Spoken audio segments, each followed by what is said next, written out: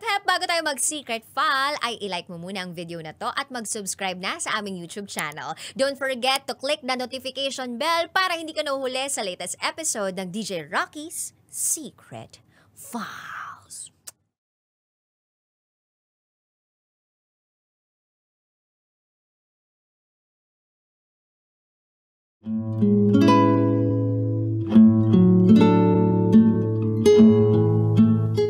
And now, it's time for DJ Rocky's Secret Files.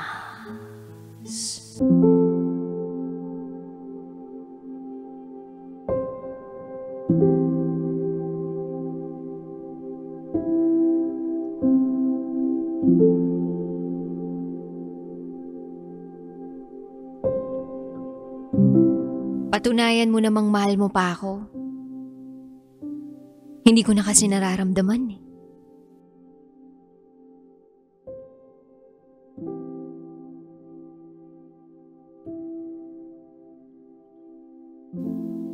Hi DJ Rocky. Matagal na kitang napapanood at napapakinggan. Kaya hindi ko in-expect na balang araw mag-share din ako sa'yo ng sarili kong kwento. Itago mo na lang ako sa pangalang Jane. At ito, ang aking secret file. May 31, 2024. Nung araw na yon, kakaselebrate lang ng first anniversary namin ng boyfriend kong itago natin sa pangalang Julius. Masaya naman kaming dalawa ni Julius sa unang taon namin. Sa katunayan nga, nakatira kami sa isang bahay. Hindi ko masasabing perpekto ang relasyon namin pero masaya pa rin naman kasi nagmamahalan naman kaming dalawa. Noong bagong live-in pa lang kami ni Julius, nag-decide kaming luluwas ng Maynila para makapagtrabaho. Parehas kaming taga rito sa Visayas at di hamak na sa Maynila ay mas maraming oportunidad sa trabaho. Mas malaki ang perang pwedeng kitain at ipunin. Naging okay naman yung takbo ng buhay namin sa Maynila. Minsan nga lang, hindi naman maiwasang nagkakaroon kami ng hindi pagkakaunawaan. Pero sa dulo ng lahat, naaayos din naman namin. Napag-uusapan, napag-iisipan, at natututo naman kami pareho sa mga pagkakamali na nagawa. Ganoon naman talaga, hindi ba? Parte lang talaga ng buhay ng bawat magkarelasyon ang magkaroon ng mga maliliit na away, selos, at hindi pagkakasundo. Kalaunan, DJ Rocky, parang napansin ko kay Julius na naiinip na siya sa pamumuhay namin sa Maynila. Kinumbinsin niya akong bumalik na lang kami sa probinsya. Doon na lang daw kami ulit manirahan at magtrabaho. Ayoko na sanang sumama kasi para sa akin, ang ganda na ng kalagayan ko rito. Maayos naman na ang trabaho ko. Sayang naman kung bibitawan ko ng ganun-ganun lang. Pero wala Wala rin akong nagawa. Sumama rin ako kay Julius pauwi sa Leyte. Iba pala talaga, DJ Rocky. Iba kapag puso ang nagdedesisyon. Kahit tama ang utak mo pag naunahan ka ng lambot ng puso mo, wala ka rin palang magagawa.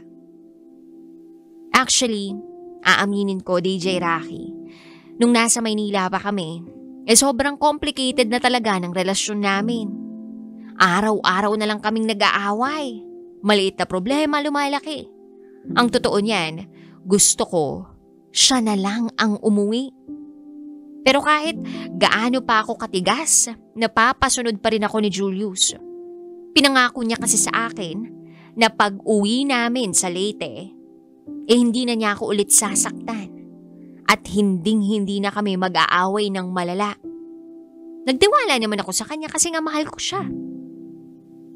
At isa pa, parang hindi ko rin naman kayang magkahiwalay kami. Hindi ko rin kayang malayo ako sa kanya. Kaya ayun, napapayag niya akong umalis kami ng Maynila at umuwi sa probinsya. Fast forward, pag-uwi namin dito sa Leyte, may napapansin ako sa sarili ko. Hindi ko maipaliwanag ng maayos. Pero, alam mo yun, parang nakakaramdam ako ng obsession kay Julius. Yung parang ayokong humihiwalay siya sa akin. Na para bang napaparanoid ako kapag gagala siya o aalis siya kasama ang mga tropa niya. Kahit nga yung aalis lang siya ng bahay, hindi na ako mapakali. Na parang ewan, basta ayokong iiwan niya ako. Kasi tuwing wala siya sa tabi ko, bigla akong nagkakaroon ng anxiety. Bumibigat bigla yung pakiramdam ko. Gusto ko, lagi akong nakabuntot sa kanya. Tsaka, parang palagi akong may duda sa lahat ng lakad niya. Trust issues ba to, DJ Rocky? Ewan, hindi ko maipaliwanag. Pero sobrang hirap pala, no? Sobrang hirap kapag may nararamdaman kang obsession sa partner mo. Kasi kahit trabaho naman ang sadya ng lakad niya pag alis, nagdududa pa rin ako. Kahit na nililibang ko ang sarili ko, hindi ko pa rin matanggal sa isip ko na pagdudahan siya o mag-alala. Ay nako, DJ Rocky, hindi naman ako talaga ganito nung umpisa. Kahit nung nasa Maynila pa kami, hindi naman ako ganito katuliro kay Julius.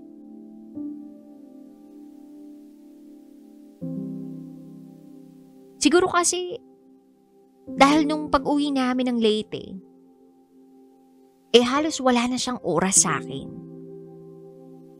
Itong mga trust issues and anxiety ko, nag-ugat lang ito nung bihira na kaming magkasama nung umuwi kami. Masisisi kaya niya ako na nagkakaganito ako sa kanya? Hindi ba, tayo namang mga babae, hindi ko naman nilalahat pero karamihan sa atin, soft-hearted talaga at may pagka-overthinker din naman. Kapag may lakad siya, iiwan lang niya ako. Hindi man lang ako tatanungin kung gusto kong sumama. Minsan ako pang makikiusap sa kanya na isama ako. Pero kapag nagpupumilit naman ako, magagalit naman siya. Tapos mauuwi lang din sa away ang usapan namin. Minsan nga aalis siya, hindi man lang nagpapaalam. Hindi man lang magbibilin kung saan pupunta, anong oras uuwi. Wala. Kaya masisisi niya ba ako? Masisisi ba niya ako kung ba't nagkakaganito ako? Nag-overthink na tuloy ako bigla. Na para bang ikinahihiya niya ako. Tapos feeling ko kapag kausap niya ang mga barkada niya, iniisip ko na ako yung topic nila. Ako yung pinag-uusapan nila. Parang ang laman ng utak ko. Baka sinabi niyang naiirita na siya sa akin. O wala na siyang gusto sa akin. O hindi na niya ako mahal. Kaya baka may mga nirereto na sa kanyang ibang babae yung mga tropa niya. Ay, nasasaktan ako sa mga iniisip ko. Tapos kapag susubukan kong lumapit sa kanya o sa kanila ng mga tropa niya, habang nagiinom, lilihis naman siya. Aalis, iiwan yung mga kasama niya. Sa totoo lang, naging magulo ang utak ko Ako ba talagang may mali?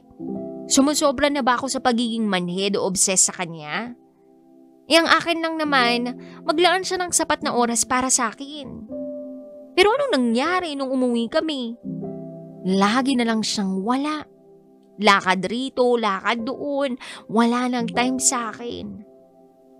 Hindi ba sapat na dahilan yun para magduda ako? Hindi ba sapat na dahilan yun para maging praning ako sa mga pwede niyang gawin sa likod ko nang hindi ko alam? Napapaisip nga ako mahal pa kaya ako nito? Mahal pa ba ako nito? Kasi kung mahal pa naman ako nito, hindi naman yata ako aabot sa ganito na sobra akong tuliro araw-araw. Kung mahal pa ako nito, kahit konting pakialam lang sana sa akin, magiging okay naman ako Pero hindi ko yun maramdaman. Kaya siguro dahil na rin sa nasasaktan ako ng paulit-ulit, naisip kong bigyan si Julius ng ultimatum. Sabi ko sa kanya, 1 linggo lang. Patunayan naman niyang mahal niya pa ako. Pauwiin naman niya yung mga pangamba sa utak ko. Tanggalin naman niya yung takot sa puso ko. Kung totoo nga na mahal niya pa ako, iparamdam niya naman sa akin na may puwang pa ako sa puso niya. Na ako pa rin talagang mahal niya. Umaasa naman ako na magkakaayos kami, DJ Rocky. Pero minsan, nangyayari talaga ang mga bagay na ayaw man nating asahang mangyayari. Nangyayari na lang ng kusa. At hindi natin yun inaakala. Hindi ko inaasahan ang mga sagot niya sa akin nung nag-usap kami ng gabing yun. Ambot hay mo? Ambot na lang. Ibig sabihin, sa Tagalog, ewan ko sa'yo, ewan ko na lang. Sabay talikod sa akin at alis ng bahay. Umalis na naman si Julius, pupunta na naman sa kung saan. Gaya ng nakasanayan niya noong umuwi na kami rito, aalis, mawawala, gagala at hindi ko na naman alam kung kailan babalik o kung babalik pa.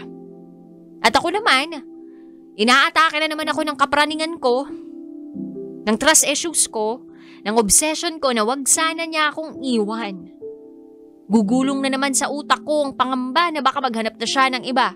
O baka may iba na nga talaga, ayaw lang niyang sabihin sa akin. Baka may iba na siya bago pa man kami umuwi. Pero wala naman akong ebidensya, kaya eto. Pagkatapos niyang umalis, nagkukulong na lang ako sa kwarto, umiiyak. Hanggang sa makatulog.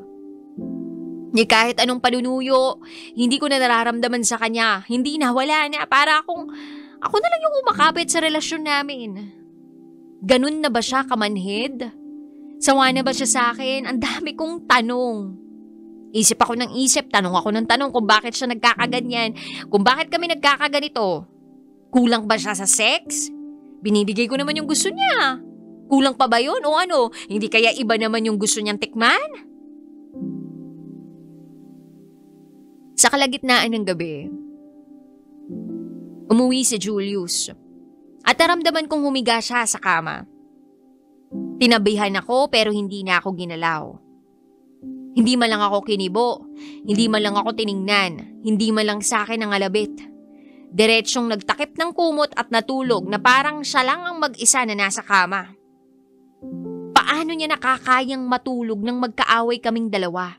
Paano niya nasisikmurang hindi makipag-usap sa akin sa kabila ng ultimatum na ibinigay ko sa kanya? Eto siya, ang sarap ng tulog, ang lakas ng hilik. At ako namang gaga, nakatabi niya, hindi nakakatulog, kaiisip, kaiiyak, takang-taka kung bakit ganyan na siya pag-uwi sa amin.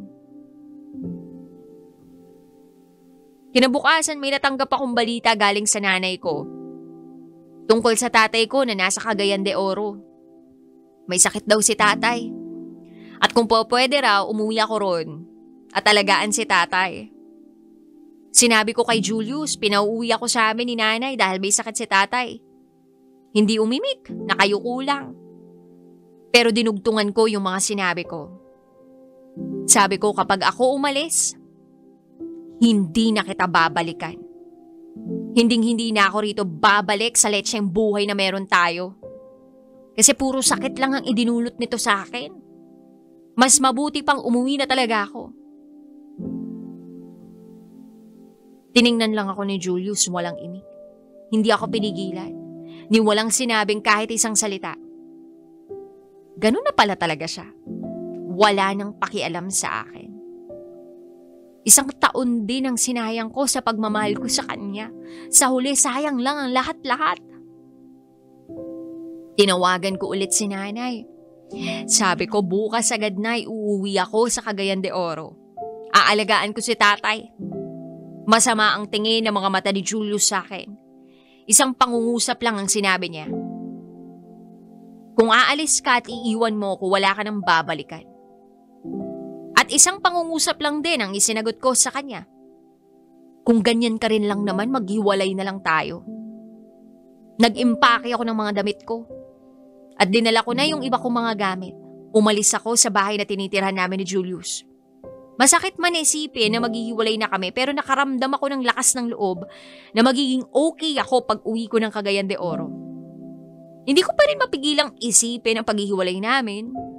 Pero sabi ko sa sarili ko, bahala siya sa buhay niya. Kung gusto niya maganap ng iba, sige gawin na niya. Sandaling panahon ko lang din naman iindahin ang sakit na iniwan niya sa puso ko. Pero ganun pa man, mas maigi na sigurong iwan ko siya kesa habang buhay kong pagtiisan ang miserableng pagtrato niya sa akin. At alam kong mahirap sa umpisa, pero makaka-move on din ako. Kahit sobrang bigat at nagdadalawang isip pa rin ako gagawin ko ang tama, palalayain ko ang sarili ko. Madaling araw kinabukasan sumakay ako ng bus at bumiyahe pa uwi ng Cagayan de Oro. Sa ngayon, nandito na ako sa CDO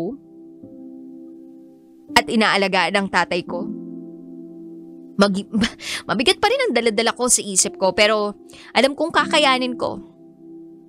Kabanata lang si Julius sa buhay ko. Kabanata lang siya at hindi siyang wakas. Salamat sa pagbabasa, DJ Rocky. At hanggang dito na lang po. Muli, ako si Jane. At ito, ang aking secret file.